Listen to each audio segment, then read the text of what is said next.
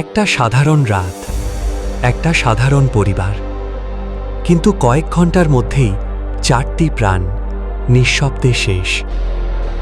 মুম্বাইয়ের এই ঘটনাটা প্রথমে মনে হয়েছিল একটা সাধারণ খাদ্যে বিষক্রিয়া, কিন্তু সত্যিটা সামনে আসতেই পুরো দেশ স্তব্ধ। 2026 সালের 27শে এপ্রিল মুম্বাইয়ের এক এলাকায় ঘটে যায় এক মর্মান্তিক ঘটনা।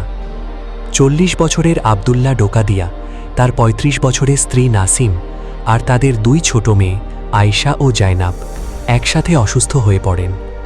কিছুক্ষণের মধ্যেই 4 জনেরই মৃত্যু। প্রথমে যা জানা যায়, পরিবারটি সেদিন রাতে বিরিয়ানি খেয়েছিল আর পরে খেয়েছিল তরমুজ। এরপর থেকেই শুরু হয় আতঙ্ক। তরমুজে কি বিষ মেশানো হয়েছিল? প্রিয় দর্শক বন্ধু, আমি গৌরাঙ্গ, আপনারা দেখছেন জঙ্গলমহল এনজিও টিভি।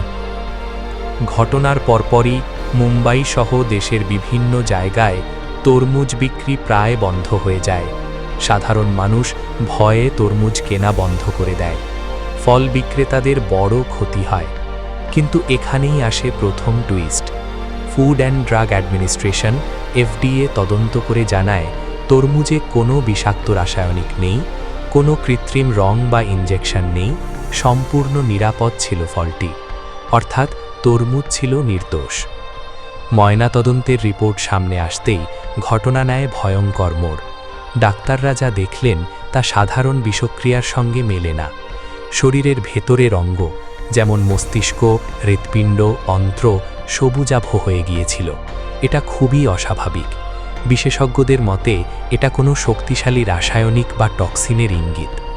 ফরেনসিক রিপোর্টে পাওয়া যায় মৃতদের শরীরে উচ্চ মাত্রার মরফিন। মরফিন একটি শক্তিশালী ব্যথানাশক ও মাদক। সাধারণত হাসপাতালে নিয়ন্ত্রিত ডোজে ব্যবহার করা হয়।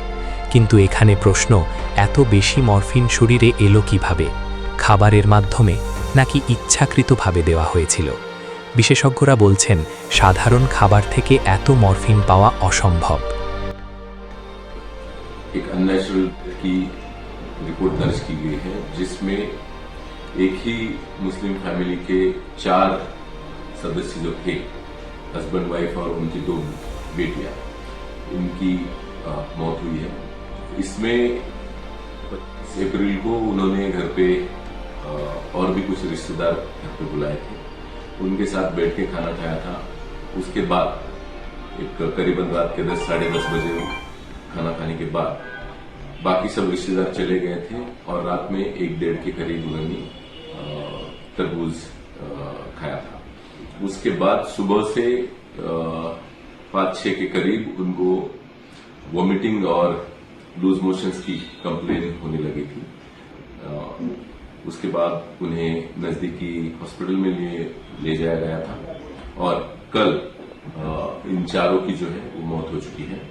इन पे पोस्टमार्टम किया गया है और जो फूड के सैंपल्स है और जो बॉडी में सैंपल्स थे वो भी सैंपल्स पोस्टमार्टम में लिए गए हैं और इसकी आगे की जांच। এখন তদন্তকারীরা কয়েকটি দিক খতিয়ে দেখছেন। 1. বিরিয়ানির মাধ্যমে কি বিষ দেওয়া হয়েছিল? 2. পরিবারের কাউকে টার্গেট করে পরিকল্পিত হত্যা? 3. কোনো পরিচিত ব্যক্তি জড়িত, নাকি অন্য কোনো রাসায়নিক? ফরেনসিক ল্যাব রিপোর্টের অপেক্ষা চলছে। এই ঘটনার পেছনে কয়েকটি সম্ভাবনা উঠে আসছে। থিওরি 1, পরিকল্পিত বিষ প্রয়োগ, কারো ব্যক্তিগত শত্রুতা থাকতে পারে। থিওরি 2, ওষুধের অপব্যবহার, মরফিন ভুলভাবে ব্যবহার করা হয়েছে। থিওরি 3, দূষিত খাবার, যদিও তরমুজ ক্লিয়ার, অন্য খাবার সন্দেহের মধ্যে। এই ঘটনাটা অন্যগুলোর থেকে আলাদা, কারণ পুরো পরিবার একসাথে মারা গেছে। প্রথমে ভুল তথ্য ছড়িয়েছে, আসল কারণ সম্পূর্ণ আলাদা বেরিয়েছে। ফরেনসিক রিপোর্টে বড় ক্লু। এই ঘটনার পর মানুষ খাবার নিয়ে ভয় পাচ্ছে, গুজব দ্রুত ছড়াচ্ছে, নির্দোষ ব্যবসায়ীরা ক্ষতিগ্রস্ত হচ্ছে। এই রহস্য এখনো পুরোপুরি সমাধান হয়নি। পুলিশ অপেক্ষা করছে সম্পূর্ণ FSL রিপোর্ট, খাবারের বিশ্লেষণ, সম্ভাব্য সন্দেহভাজনদের জিজ্ঞাসা। তরমুজ নয়, তাহলে কে বা কে নিল এই 4টি প্রাণ? একটা পরিবার, একটা রাত, আর একটা অজানা সত্য যা এখনও লুকিয়ে আছে। আপনি কি মনে করেন, এটা দুর্ঘটনা নাকি পরিকল্পিত খুন? ভিডিওটা ভালো লাগলে লাইক দিন। এমন রহস্যময় কেস জানতে সাবস্ক্রাইব করুন। তরমুজ নয়, আসল খুনি কে? মুম্বাইয়ের ভয়ঙ্কর রহস্য। মরফিনে মৃত্যু নাকি ষড়যন্ত্র? পরবর্তী আপডেটের জন্য অপেক্ষা করুন। ধন্যবাদ।